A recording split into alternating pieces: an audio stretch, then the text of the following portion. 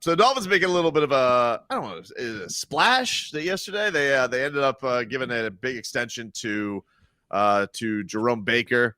He signs. Here's the deal. He signs. Is it a splash if you re-sign your own guy? I don't think so.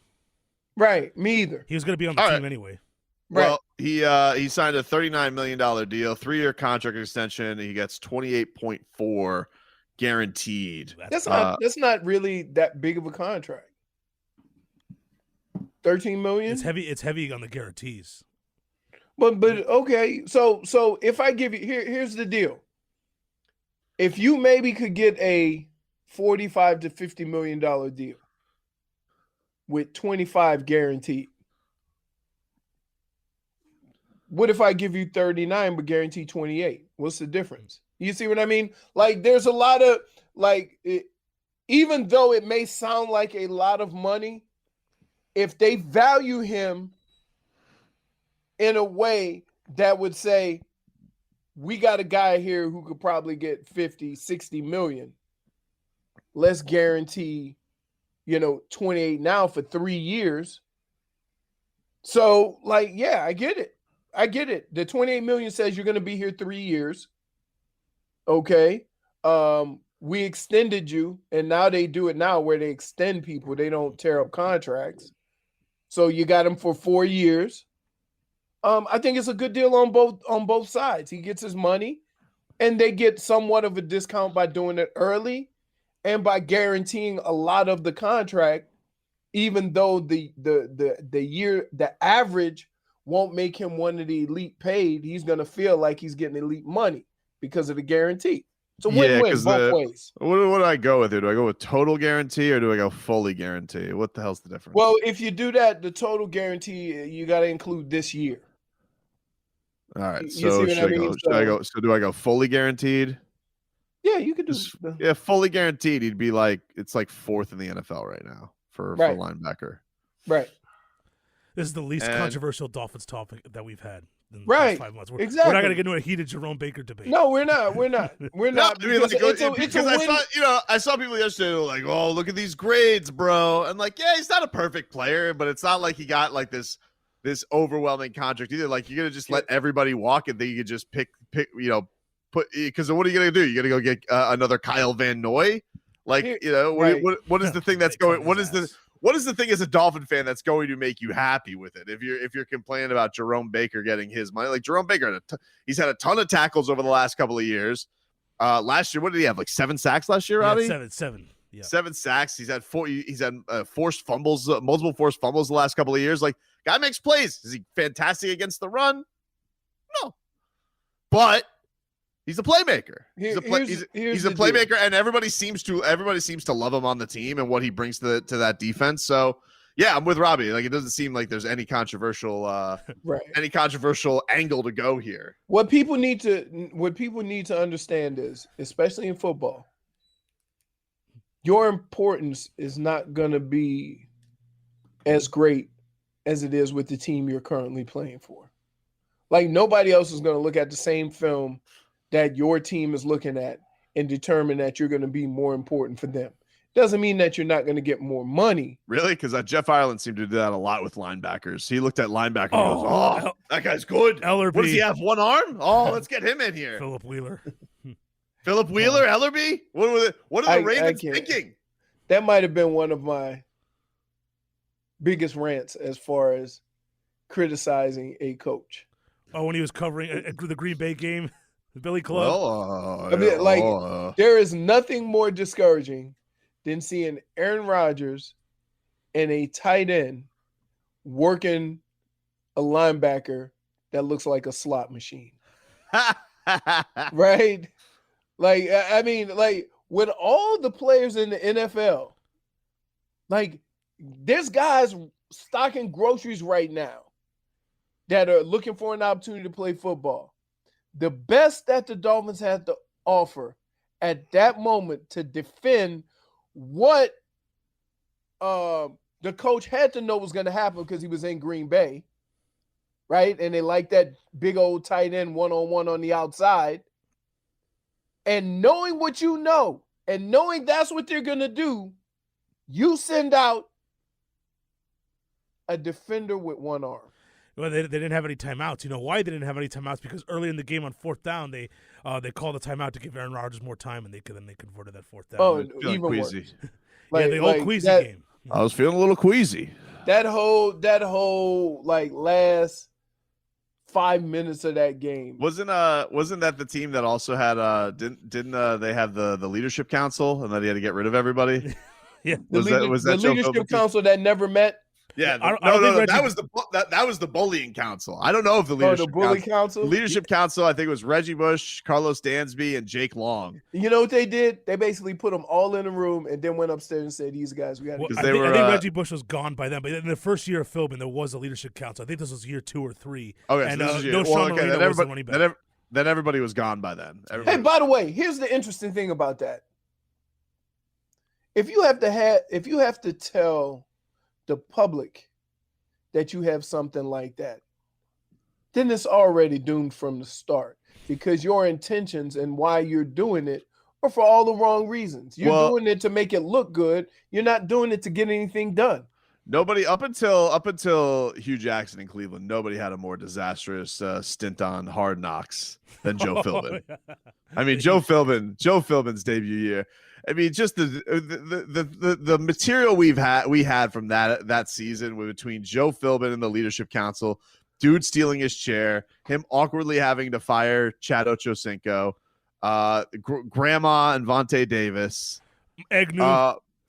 Michael Agnew, Mike Sherman just ranting and yelling at everybody, Richie Incognito.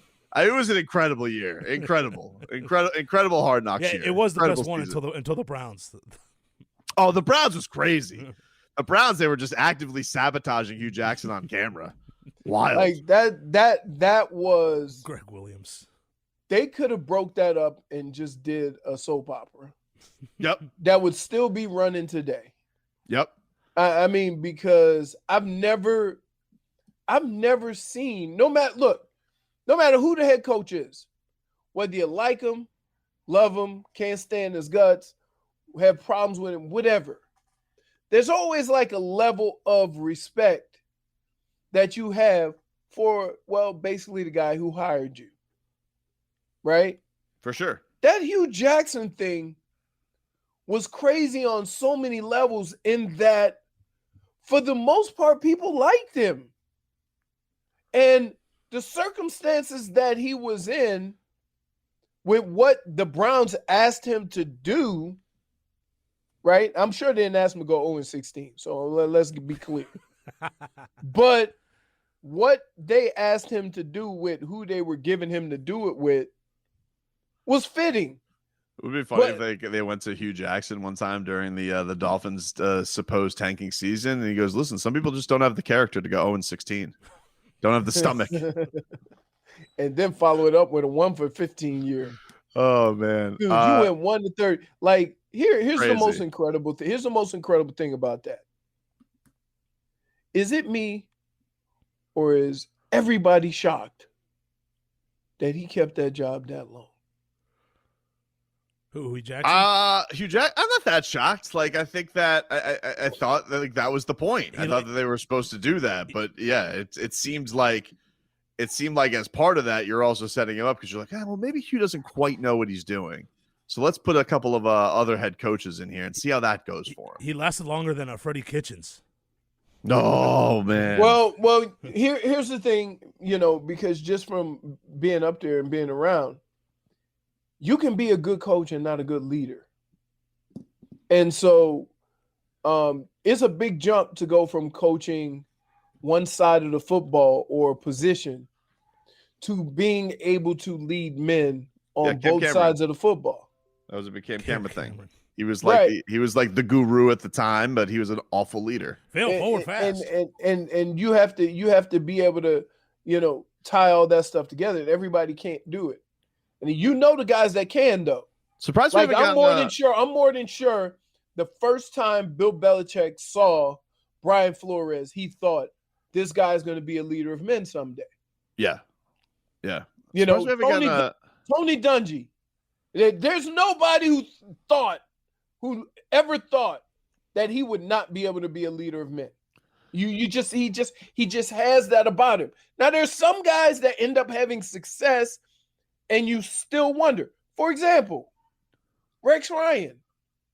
He got along with his players, defenses loved him, but like, could he put it all together? When he wasn't foot fetishing, yeah. Foot fetish. Like, but smelling? Was he one of the luckiest coaches ever? Rex? Because he went to 2 AFC championship games, and when they go 9-7 and he went 9-7 one year. With Sanchez. And then they had that year with Geno Smith where they beat the Dolphins in the last game of the season, and they went 8-8. Right. And so he went 9-7, 8-8, and ended up in 2 championship games. That never happened. Everyone was praising Rex Ryan and how they fought for him in that last game against the Dolphins. They didn't have nothing to play for, and the Dolphins were playing for the playoffs. I remember it was the Thad Lewis and Geno Smith game. And in the Geno Smith game, Rex was about to get fired, and then he won that game, and they brought it back. They said he made chicken salad out of chicken poop. Well, that was like when Philbin got his last-minute extension when he beat the Vikings just out of nowhere. And Steve Ross was like, Philbin's sticking around.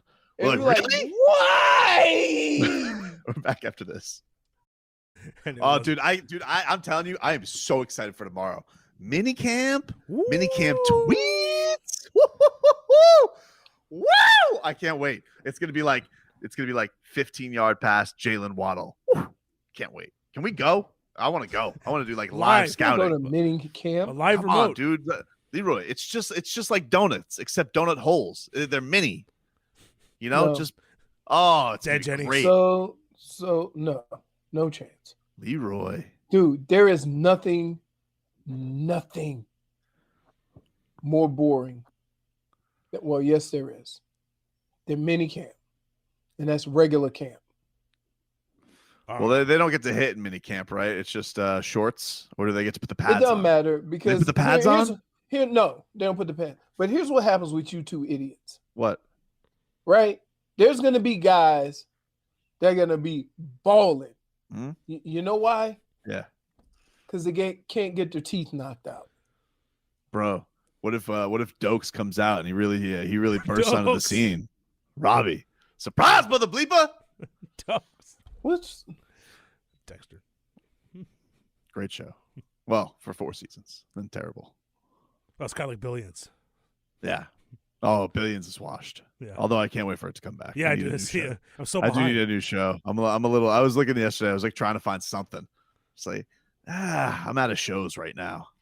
Yeah, you know, we I told you what to watch. Ragnarok. Is it good? Ragnarok. Yes. Ragnarok. I've been.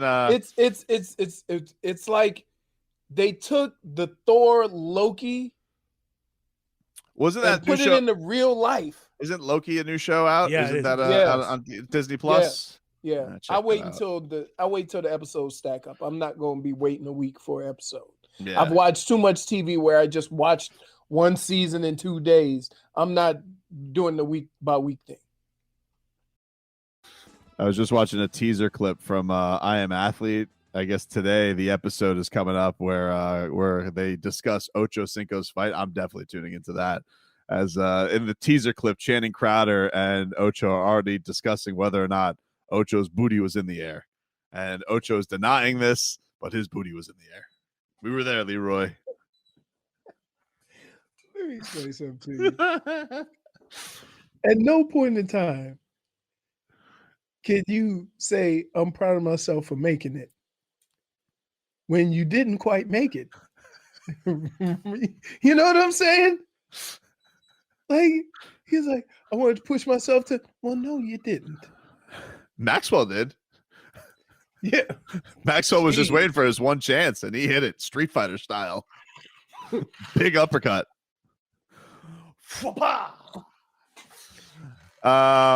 Big news over the weekend locally, I would say. You know, it's been a very tantalizing weekend down here in South Florida, where Jerome Baker getting his extension was the big story of the weekend locally. I mean, other than the Marlins taking 2 out of 3 from the Braves and kicking ass there, but they're not going to extend Starling Marte. So how am I supposed to get excited about that? We don't know that. Balling out every single game, you know, they're going, we'll see. No, not even a conversation from my dude Marte. We don't know. You know, tomorrow. Yeah, tomorrow's supposed to be a Martes. You know, forget Tyler Tuesdays. We're doing Martes tomorrow, Robbie. That's right. Until he gets. Why can't we do a Marte Monday? Well, because Martes is Tuesday. Martes is Tuesday in Spanish. Yeah. You know. Doesn't roll off the tongue like a Marte Monday. Disagree. Marte Martes. Tyler Tuesday, Marte Monday. No. First of all, it's not basketball season anymore, so we're not doing Tyler Tuesday. All right. Well, it's not basketball season for the Heat. No, it's not. And so we're not doing Tyler Tuesday. You know, Tyler Tuesday is going to Lamar's class. So in the meanwhile, what? I wonder if is he the guy that shows up in a suit? What? Does he show up in a suit to Lamar's? I don't know. A suit and shades. Do you think that Tyler Hero's going to get on the exercise ball and like he's going to go through the breathing exercises too? Because they tried to get me to do that and I wasn't playing. I was like, no. Really? No. I didn't have to do all that. Yeah. Marte is coming at you tomorrow. Even though Dr. Toboggan 73 suggests 2 Tuesdays and Thursdays on this show. Tobin, Texter writes in, or Twitcher writes in, Tobin, did you see the Suns in 4 fight? Oh, yeah. I showed that during the break. The Suns in 4 guy, that guy's a legend. But by the way, let me explain something to you. If that guy hadn't ran up out of that tunnel after getting shamed, he would have still been getting his ass kicked. No doubt. Yeah, he was just basically standing there just eating uppercuts. Right, and he snuck the other dude. The other dude was just talking trash, which is fine. That happens. He tried to sucker punch dude. He did. He tried to sucker punch dude, and then he got a whooping. You took the beating of your life, and the other dude didn't even try to like help him. He's like, "Come on, let's get out of here." I'm like, wow. That's when a fight goes wrong for the guy who started the fight. Or how you look at it, maybe it went right. And then the police came. We didn't see what happened with them, but you chasing the wrong dude. Yeah, self-defense. What's he supposed to do? I'm surprised they didn't cheer. Well, I think it was where was it? Was it in Denver? It was in Denver. It was in Denver. Yeah. Hard times. That's an embarrassment to your fan base. Don't lose that fight. I tell you what, nobody else messed with him. Nope. He says Suns in 4. They're like, whatever you say, sir. Whatever you say. Better watch out, Jokic. They'll send him after Jokic next time he slaps somebody upside the head. Holy dude. And then here's the worst part. He giving the dude uppercuts, right? Yep. And then it looked like the other guy wanted something. So he took that uppercut, stopped for a second, went overhand right on the other dude, then back to uppercuts. Yep. I'm like, what? I'm saying, wait a minute. You got 2 grown-ass men? Y'all can't do nothing to this guy? Nah. Hard times for him. That's right, Game Boy. The other dude was rats off a ship? Big time rats off a ship. So the other guy said, why you ain't help me? He said, it's obvious you would get your ass kicked. I wasn't getting none of that. I'm not gonna join in. We gotta be best friends like that? Nah. Yeah, so anyway, but Jerome Baker getting his extension. Like we said this in the 2 o'clock the second hour of the show, hour 2. Least controversial Dolphins topic ever. I mean, really is. I don't really know what you want to say. Ooh, extension. We were like, all right. Yeah, good for him. Hey, yeah, good. It sounds about right. Good for him.